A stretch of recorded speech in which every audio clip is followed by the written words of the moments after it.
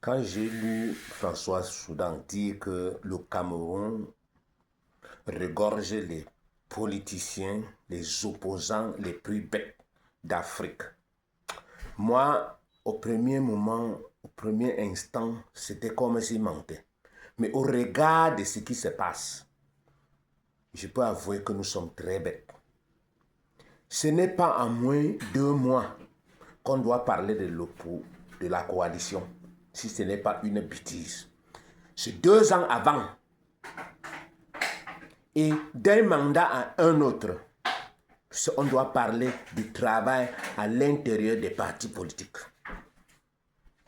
On ne doit pas attendre à la dernière minute pour que n'importe qui vienne dire « Oh, il faut la coalition, il faut un candidat de consensus, il faut ceci, cela. » Pendant 7 ans, vous étiez où?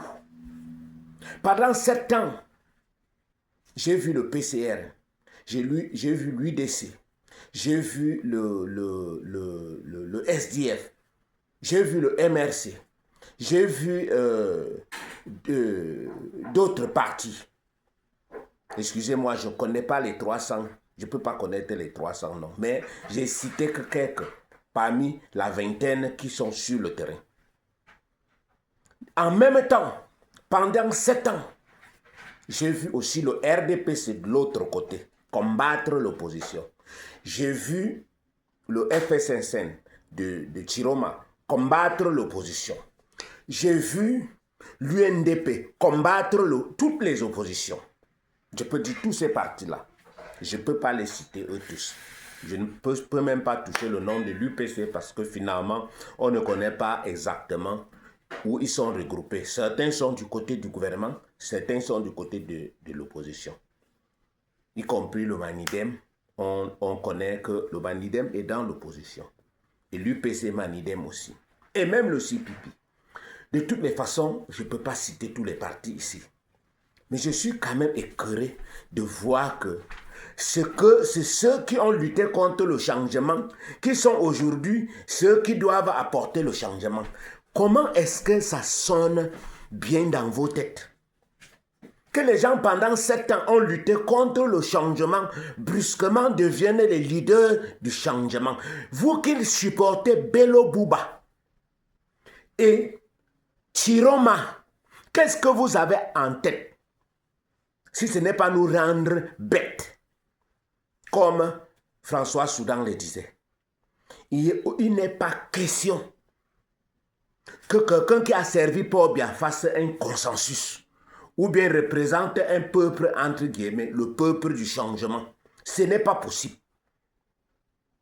Il devait démissionner en l'an 2017 ou en l'an 2018 et revenir maintenant là, être des candidats du peuple, être des candidats du changement. Pour le moment là, changer, passer de Pobia à Chiroma ou bien passer de Pobia à Bello Bouba, et ce n'est pas un changement, c'est un changement de la personne.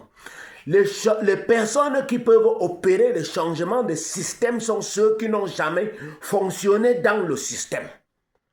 Et je veux profiter de ça pour parler d'un grand leader qui a été étouffé au SDF et qui finalement, il est en train de montrer sa vraie face. Il s'appelle aussi Joshua Ossi du SDF. Pendant que le club d'amis au SDF se discutait pour manger, lui, il est resté focalisé sur les idiots et sur le parti. Et en nos jours, vous avez constaté que tous ceux qui l'ont diabolisé n'ont pas apporté de preuves, mais on dit qu'il est allé puiser au marigot du gouvernement. Sans preuve. En nos jours, je mets 1 million de francs CFA à chaque personne qui va m'apporter une seule preuve. Je dis une seule preuve. Celui qui va apporter une seule preuve que aussi, voici les papiers qui prouvent qu'il a eu un marché public. 1 million. Celui qui va prouver qu'il a même été déjà au cabinet civil. Je dépose 1 million. S'il a été au cabinet civil, c'est grâce à son travail. C'est grâce aux décisions du SDF. Comme le SDF a été déjà à la présidence. Aux yeux de tous, ça ne peut pas être une trahison. Et si ça, et la personne qui va dire que voici les preuves, il faut que la personne prouve que Ossi est allé là-bas à son nom en tant que Ossi. Voici un gars qui a un parcours alléchant, qui devrait être parmi les gars les plus populaires et les plus efficaces et les plus pertinents parmi les 11 candidats. Mais à cause de la diabolisation, il y a toujours des gens comme le Camerounais est bête, excusez-moi le terme parce que c'est venu de François Soudan. Les gens qui sont bêtes croient aux choses qu'ils n'ont pas vues. Très peu sont des Camerounais intelligents. Qui en fait, quand on ment sur quelqu'un, ils demandent les preuves. Ils veulent voir les faits. Ils sont très peu. Sachez que ceux qui ne demandent pas ça, ils sont bêtes. Et François Soudan parle comme ça de cela. Je veux donner un exemple sur la grosse bêtise. La grosse bêtise est d'aller aux élections, ne pas gagner et revenir dire qu'on a fraudé et ne pas avoir les preuves de la fraude. Ça, c'est bête. Je dis que ça, c'est bête. Il ne suffit pas d'aller maintenant aux élections et après pour aller venir dire qu'on a fraudé. Il faut prouver les preuves. Il faut prouver les fraudes. C'est de ça qu'il s'agit. Sinon, moi j'ai confiance au parti du SDF, au parti SDF, pour la simple raison que malgré tout ce qu'on a dit sur le SDF, les textes du SDF n'ont pas changé. Les idéologies du SDF n'ont pas changé. C'est les individus qui ont changé. Et tous ces individus qui bavardaient au SDF, là, on les voit partout comment ils courent derrière les autres. C'était que des suiveurs. Les vrais leaders sont restés charismatiques au SDF. Donc le parti sur lequel il faut compter, où il faut investir et avoir un résultat de changement sur le parti sur lequel on avait investi en 1992 et on avait volé le résultat.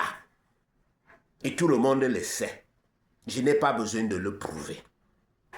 Et je peux prendre quand même Nzonga comme témoin, puisqu'il a reconnu le vol. Quand le bandit reconnaît le vol, est-ce que j'ai encore besoin d'apporter les preuves? Moi-même, j'étais étudiant à l'époque. Nous étions dans le feu de l'action. Donc, je pense que les Camerounais sont en train de se tromper sur les candidatures. Les candidatures du RDPC restent multiples et ils peuvent faire leur coalition en tant que candidats des partis de la majorité présidentielle. Et qu'ils ne viennent pas embrouiller les gens dans l'opposition. J'interpelle ceux qui s'étaient déjà réunis autour du code consensuel de trouver entre eux leur candidat consensuel. Les histoires de Douala, le groupe de Douala, je respecte beaucoup le père Sambaka.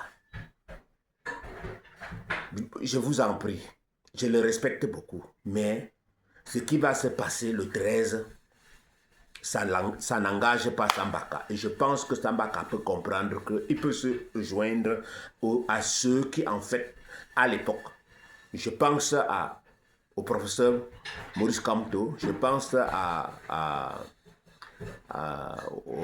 l'honorable Cabral Libi, je pense à la mère de Fumban, Madame Damjoya, je pense à